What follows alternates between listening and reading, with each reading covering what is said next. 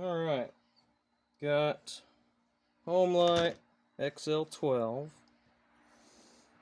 Not running all that good, so we're gonna pull the carburetor out, clean it up, put a kit on it if it needs one. Just depends what all gaskets and all that look like. So first things first, just gonna take the air filter cover and then our air filter off. It's got these rubber ears on it. These are in pretty good shape, but oftentimes these are kind of crispy, so do be gentle with them. And so this is an XL-12, but these carburetors mount pretty much the same on all of the XL series saws. Matter of fact, pretty much all of them have the same, just Walbro SDC carb on there. You got your main mounting bolts. They got a slotted head and a hex. Don't use the slotted head. It just doesn't work. You got this big lip here, you can't get a screwdriver in there. It's a 5/16, at least on this one. I think most of them are the same size for those two. But 5/16 for those main mounting bolts there. But to disconnect everything, usually I disconnect, well, everything except the throttle. The throttle is actually easier to take off the carb and kind of rotate it off of there. But first thing, choke. I usually pull it out, and it's got this little cotter pin in there. Not all of them do, but this one does. A lot of them do. So that one, I just bend the tops of those out, and even those pliers, and just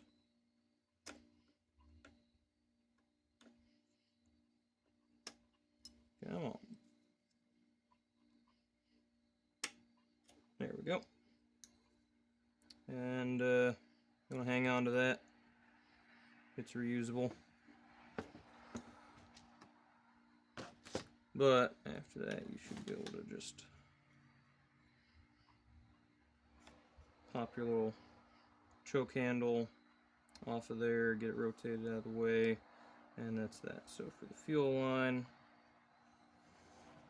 it's kind of tricky sometimes because this is a fairly new fuel line that I put in here, so well, it's pretty good and on there. So might leave that, get a better angle on the carb to take that off. But what I do want to do, well, no, it doesn't. Take my idle screw out because that's kind of just in the way, and just put it back later.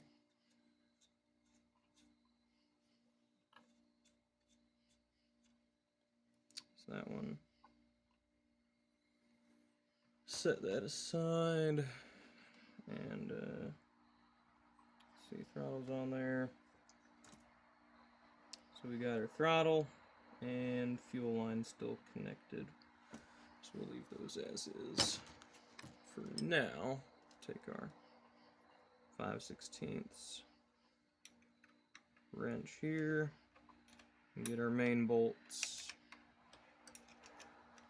out of the way.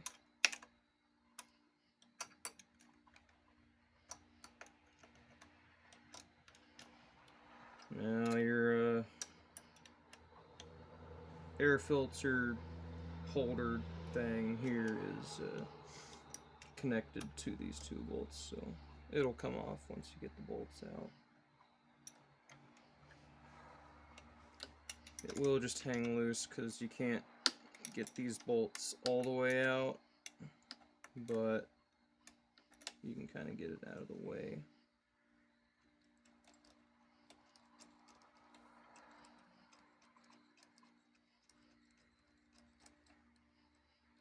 So this one you definitely can't get out. It's your throttle linkage there, so we don't really care. We're just getting them disconnected so we can get the carb off.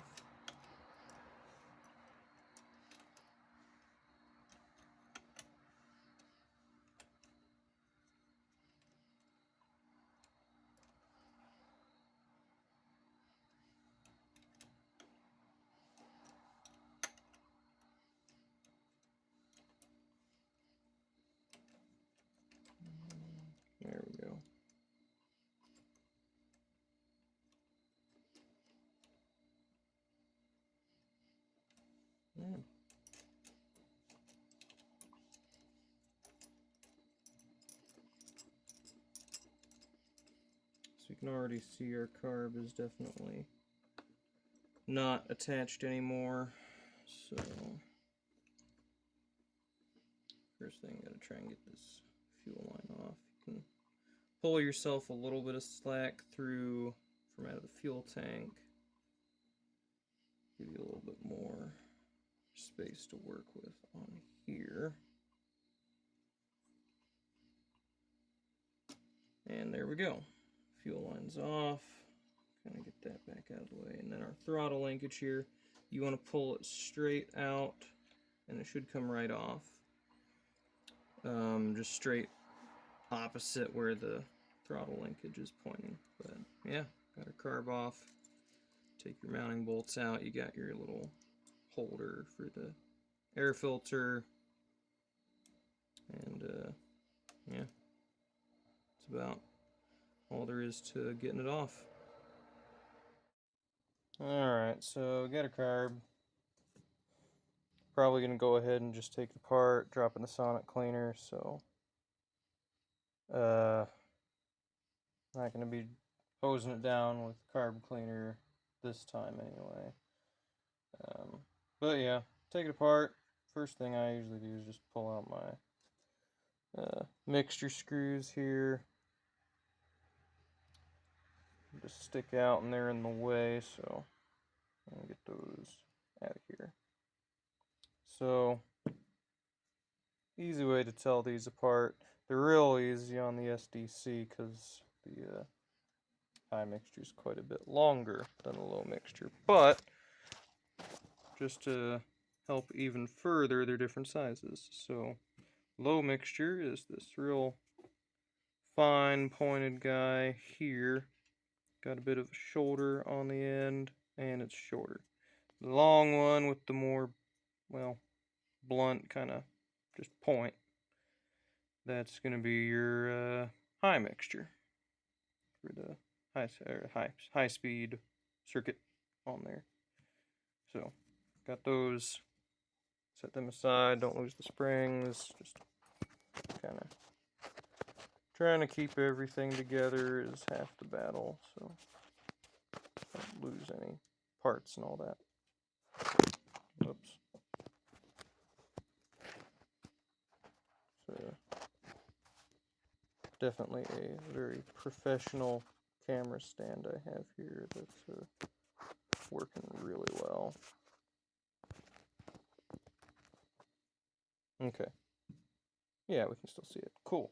So, we got the metering side, and usually I start on that side, so you just got 4 flathead screws.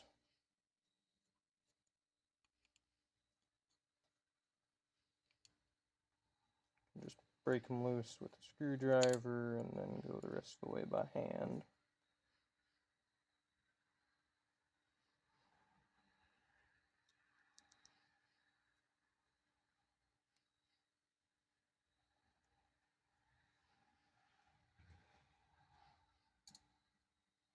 So, get that guy. Comes right off the top. Diaphragm is still attached to the cover. Can leave that where it is. The important thing about these carbs is most of these will have a diaphragm and a gasket. They have to be in that order. You can't put the diaphragm under the gasket. Doesn't work. You got to get it on there right. The gasket goes to the body of the carb, and then the diaphragm over the gasket. So get the gasket off. Just take a razor blade and kind of just very, very gently. We're not trying to cut anything here, just separating it from the carburetor body here. Seems, well, gonna need a new gasket because did not heed my own advice here, and I have cut it, so definitely gonna need a kit for that. It's alright. They're cheap, so SDC is very common, popular carburetor. We got some fuel in here still. But yeah, kit's not expensive. I think they're like $5 or $6 usually. It's always worth putting a new one in. Usually that'll come with, at a bare minimum, new diaphragms, new gaskets. A lot of times they'll come with your little metering setup here too, with a new needle. So with that in mind, we can go ahead and take that guy out. That's just got one screw in here that holds the beam on that the arm rotates on. This is sitting on top of a spring. I have not known these to, fly off into the stratosphere or whatever, but obviously some be under more tension than others. Main thing is you don't want to lose it, and you do want to be very careful with this spring. This is an extremely delicate spring, very easy to damage, so really just kind of set it off to the side and don't mess with it, because especially if you're planning on using it again. If you're not planning on using it again, do whatever. But got from there, we've got the metering needle, the arm, spring, and the screw holds the arm down. So then we're looking at this here. Metering needle goes in there. That is the kind of channel for the spring to sit in. And then over here is where your screw goes for holding everything in place. So that side's done. Flip it over. Do make sure you're using fresh towels to sit all this on. Don't want to get a bunch of crap in there as you're trying to clean it out. I don't want to drop it either. So take the other side, get the same deal, 4 slotted screws, just to get those out of here. They do look different than the other screws because, well, they are different. Just remember which goes with which, and you won't get them confused because they are not the same.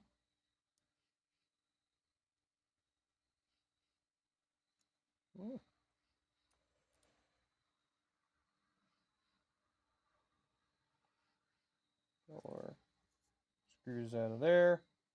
We can take that cover off. And same deal here. You've got a set of diaphragms. This time the gasket is on top of the diaphragms. This, I don't know if you can see, but this is a diaphragm and a gasket. They're both on this side.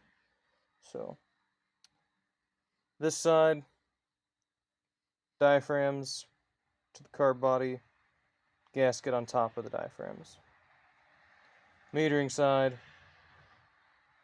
gasket, then diaphragms. So that we will very carefully separate this gasket here. Hopefully not do the same thing I did on the other side and cut it. But seeing as I need a kit anyway, I'm not going to be too terribly beat up about that. Might actually use the other one, a little scraper that at least I have found to have a little bit of a finer blade, so often a better choice for separating gaskets and whatnot. Try and just get kind of around the edge. It when they're real stuck on there like this, probably not going to save the gasket, and that's not the end of the world, because again, kits are very cheap, very readily available, so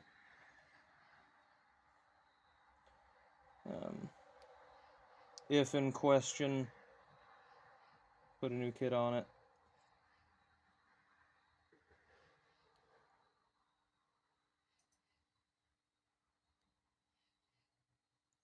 But if you are trying to save it, the main thing is you want to be very gentle with, in particular, the diaphragms, because they are very fragile. Very easy to tear, so.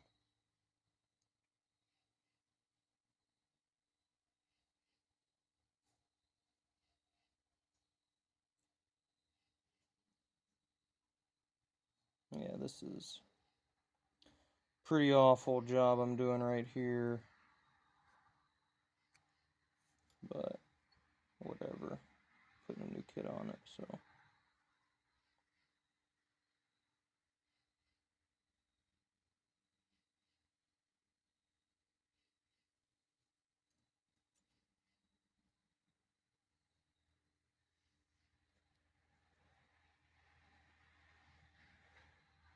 There's a couple of kind of retaining studs on this side too, to kind of,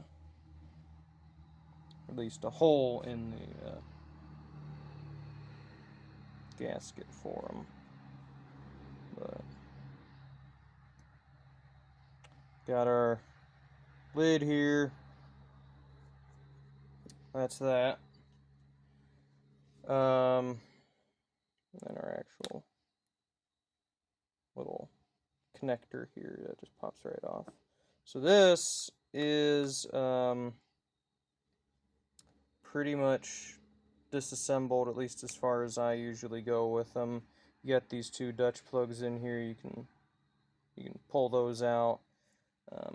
Kits often will come with new ones, so just helps open it up more for cleaning.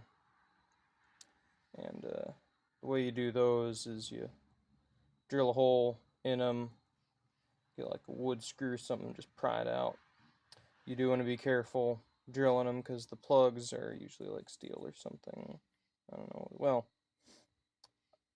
I say steel, I don't actually know what they're made out of. Whatever it is, it's harder than the aluminum carb body. Just realized you haven't been able to see what I'm looking at here. Get your plugs. Yeah. Drill a hole. Careful not to go too far and into the carb body, because that's not good. It's aluminum.